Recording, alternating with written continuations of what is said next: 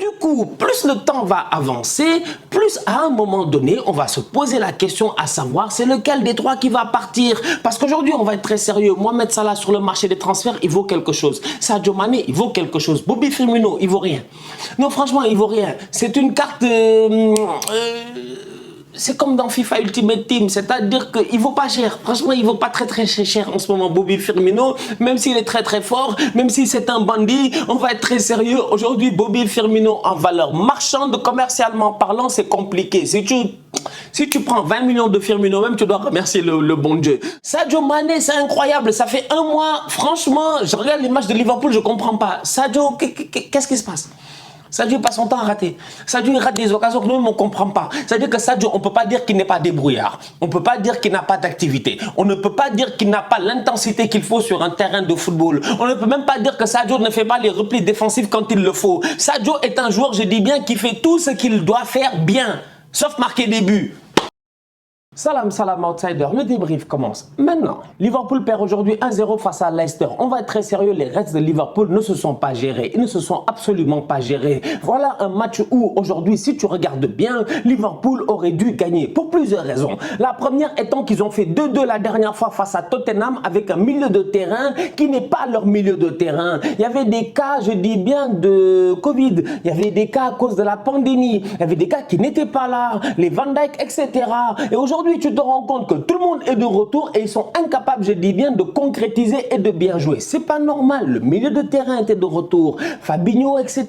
Tout le monde était là, franchement. Et aujourd'hui, la performance des Reds de Liverpool, c'est une performance qui est frustrante. Elle est frustrante parce qu'il y a des questions à se poser. Et la première question que je me pose, c'est de savoir quand est-ce que cet effectif-là compte se renouveler offensivement. Je ne dis pas que Mohamed Salah, Bobby Firmino et Sadio Mané ne se gèrent pas. Mais aujourd'hui, force est de constater que récemment, Sadio Mané, quand même, soyons sérieux, on a envie de dire qu'il économise les buts pour la CAN, mais de temps en temps, donne un peu.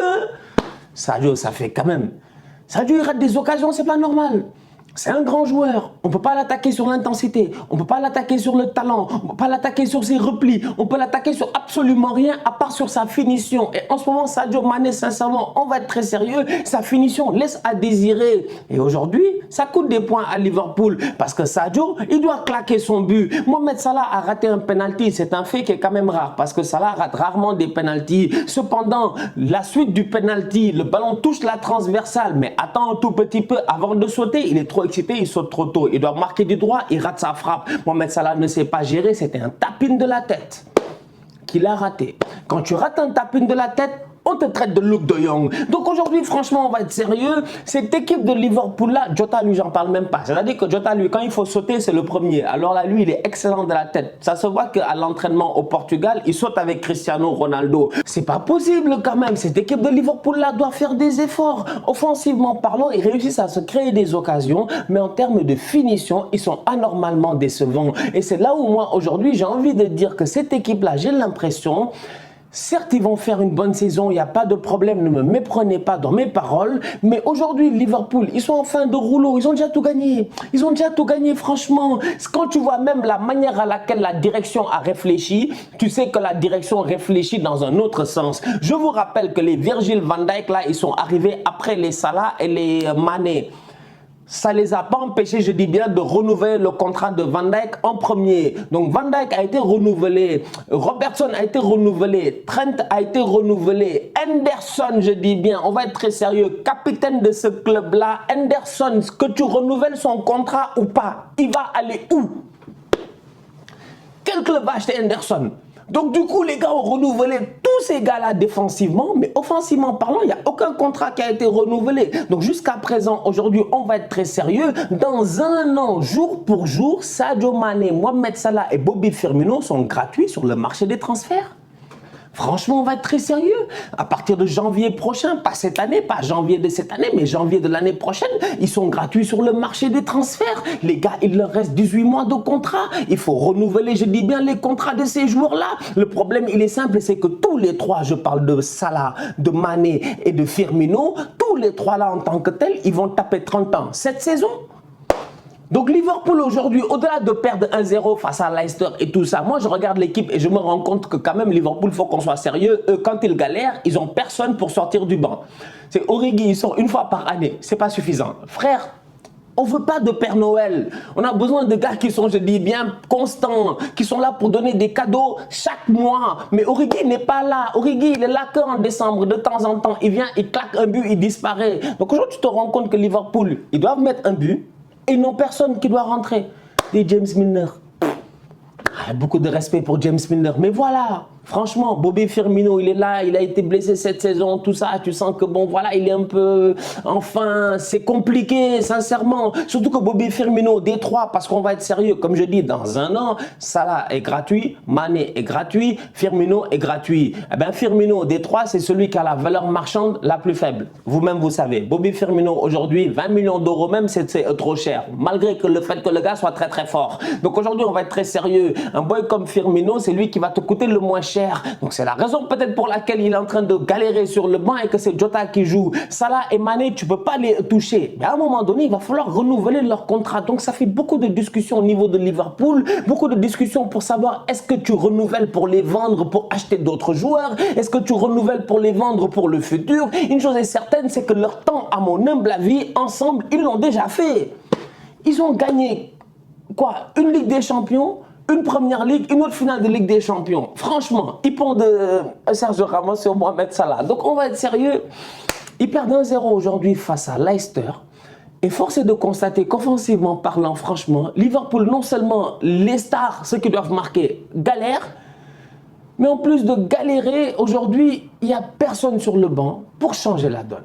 Donc aujourd'hui, franchement, on va être sérieux. Cette équipe de Leicester-là, elle arrive, elle réussit à gagner 1-0 face à Liverpool. Liverpool qui est un contender au titre. Liverpool qui a récupéré ses meilleurs joueurs. Liverpool qui va perdre dans quelques jours, je dis bien, Sadio Mané, Mohamed Salah et Naby Keita. On va être très sérieux. Je réitère encore ce que j'ai eu à dire il y a quelques semaines. Je m'inquiète pour Liverpool. Ils sont deuxièmes, il n'y a pas de problème. On le sait très bien, c'est une grande équipe. Ils vont finir dans le top 4. Mais Liverpool, leur ambition, c'est pas de finir dans le top 4, c'est de gagner le championnat. Mais en ce moment, ces derniers temps, ils perdent des points et des points importants, des points qu'ils ne doivent pas perdre, franchement. Alors que normalement, l'effectif est de retour quand même dans un effectif qui est normalement sur papier beaucoup plus fort que celui de Leicester. Aujourd'hui, tu regardes l'équipe de Leicester. Je vous rappelle que eux, ils ont joué il y a quelques jours face à Manchester City. Liverpool n'a pas eu à jouer face à Leeds. Donc Liverpool a eu des journées de repos. Ils ont eu 5 jours de repos. Ils ont pu s'entraîner. Et même malgré ça, ils n'ont pas été sereins sur le terrain face à une équipe de Leicester qui avait une axe centrale Amartey Ndidi. C'est-à-dire que ici, ceux qui regardent la première ligue n'ont qu'à venir me dire quand est-ce qu'ils ont vu Liverpool jouer, quand ils ont vu Leicester jouer au football avec une axe centrale Ndidi Amartey. Ça, c'est l'Afrique de l'Ouest. C'est le Ghana et le Nigeria. Eh ben, les Ghanéens et les Nigériens, ils ont bouffé les Égyptiens et les Sénégalais aujourd'hui. Mais quel match? Mais quel match, je te dis. À part le penalty, les gars, je te dis, ils étaient constamment là. Ils étaient présents, ils étaient solides, ils étaient solidaires. Sincèrement, cette équipe de Leicester-là, elle a été bluffante aujourd'hui face à Liverpool. Et il ne faut pas enlever, je dis bien, du crédit dans leur victoire. Certes, Liverpool a déjoué offensivement, mais Leicester, ils ont été solides défensivement. Schmeichel a été excellent. L'axe central qui est inédite, Ghana, Nigeria, a été excellente. Voilà, 2 joueurs aussi qui iront à la CAN. Ça risque de faire mal à cette équipe de Leicester-là. Mais au-delà de cela, il y avait un boy de Leicester au milieu de terrain, Downsbury. C'est qui lui? Mais c'est qui ça? C'est-à-dire, voilà un boy avec des crampons noirs, générique FIFA, tu sais même pas d'où il vient. Tu sais que c'est un boy de l'académie parce que quand tu le vois jouer, il joue à 2 à l'heure, mais le boy il est technique, il est très fort, il est très propre. Aujourd'hui, ils sont venus, je dis bien, avec un effectif plus ou moins un tout petit peu renouvelé. Au niveau de Leicester, Yuri Tielemans, la dernière fois, il fait 2 pénaltys face à Manchester City, il n'est pas là. Brendan Rodgers fait tourner et il tape Liverpool. Non, c'est grave. Franchement, Liverpool doit se gérer. Du côté de Liverpool, il faut quand même souligner le match de Tsimikas, il a été bon. Franchement, il n'y a rien à dire parce que voilà, il y a des problèmes de... Quand je dis que cet effectif-là a beaucoup trop gagné, ils ont beaucoup trop gagné. Cet effectif-là a déjà...